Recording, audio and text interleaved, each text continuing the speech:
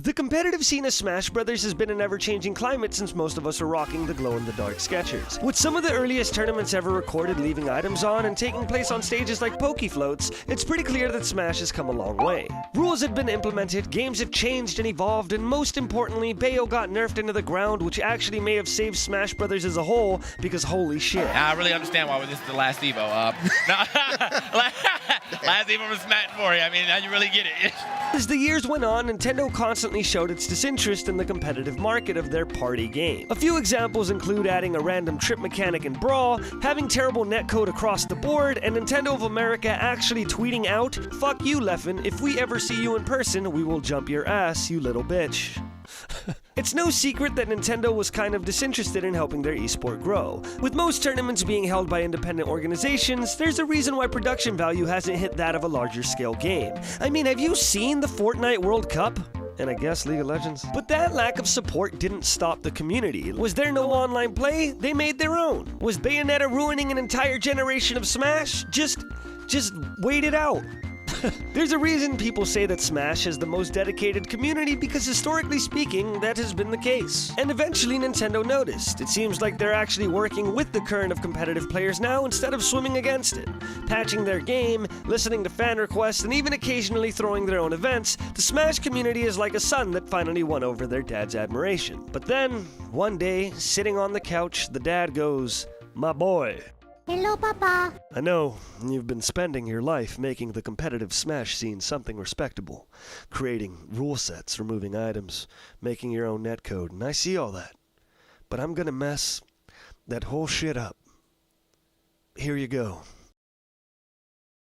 Boy, if you don't get— Hero is a shining testament to everything the competitive scene has been trying to avoid. And before I go too in-depth as to why people are worried about his design, I just want to say he is the most fun thing I have ever played in my fucking life. With a lot of his moves being RNG-based, you'd have the same chance predicting his next attack as he does. Because chances are, you don't know either. Hero is fundamentally like most sword characters in the game. He has decent range, okay air game, and an anime haircut. The three essentials of being a sword boy. The most notable thing about his base moveset is that his smash attacks can crit. Sure, it's only like a 1 in 8 chance, but by the off chance that God decides to hate you today, feel free to send Hero a postcard from Cancun, because that's where yo ass is headed. His playstyle starts to differ mostly when you analyze his specials. All 20 of them. But let's get the basics out of the way first. Hero has a mana bar that is essential to using any of his abilities. His neutral special, side special, and up special can be charged to enhance their effects at the cost of more MP. And I'll get into that now. His neutral B is almost like every other charge shot in the game. If every other charge shot hit like a fucking freight train and came at you at the speed of sound.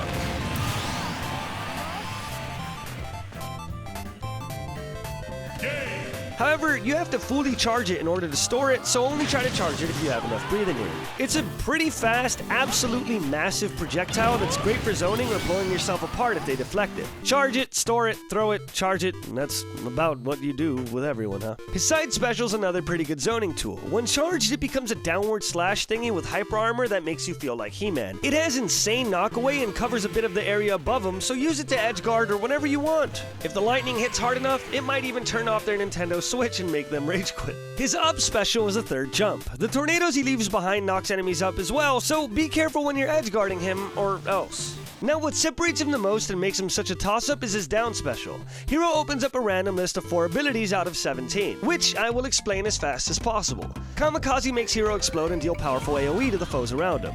Magic Burst uses the remaining mana Hero has to deal massive damage. Metal Slash kills metal enemies in 1 hit, which is useless unless you're playing with items. Ka-Clang makes you a metal character and invincible for a short period of time, but unable to move. Zoom teleports you high above the stage no matter where you are. Hatchet Man is an overhead strike that is slow as hell, but deals a ton of damage and breaks shield. Snooze is a projectile that puts opponents to sleep even in the air. Kaboom fires a powerful explosive spell against enemies. Accelerate boosts Hero's move speed. Crackle Slash freezes enemies in ice. Flame Slash swings a massive flaming sword. Heal allows you to Heal, duh. Bounce creates a barrier around you that reflects projectiles for like 15 seconds. Psych Up buffs the next attack you land on your opponent by a large amount. Oomph raises the attack power of Hero for a short duration. Hocus Pocus does something completely random. And finally, Thwack blows up the area in front of Hero and can instantly kill enemies. Now that we've explained all of the abilities, I can get into detail about what is fundamentally wrong about Hero in a competitive climate. Hero's down special has 5 possible buffs, 1 unstoppable recovery, a shield break, 3 stuns, 5 nukes, and 1 ability that is impossible to predict. The efficiency of Hero's time or ability to edgeguard is often based on something that neither player can predict.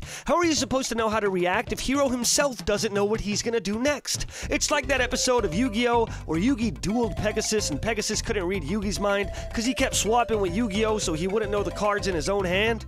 That's a pretty dated reference. And since a lot of these abilities are buffs, there's a chance that in 4 seconds, Hero can come gunning it at you with 2 buffs and a heal, which is just crazy. Does this mean that Hero is good? Kind of. I mean, his recovery is good, his neutral game isn't bad, and even if he sucks, he can just get lucky and wipe you from existence. Wow! And he is erased! Just deleted from the console.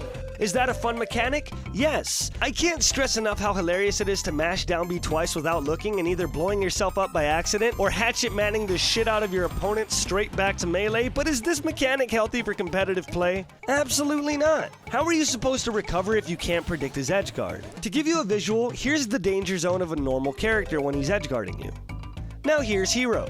There's a reason why a lot of pros are showing their genuine disinterest in this character competitively. Because though Smash Bros. Is a Nintendo IP, does it really have to turn into Mario Party? It's too early to tell the fate of Hero's future, but being just another spectator to the competitive scene, your opinion's as good as mine. How do you feel about Hero? Is he too RNG? Is he balanced? Is a ban excessive? I don't know. I guess the only way to decide this is to flip a coin.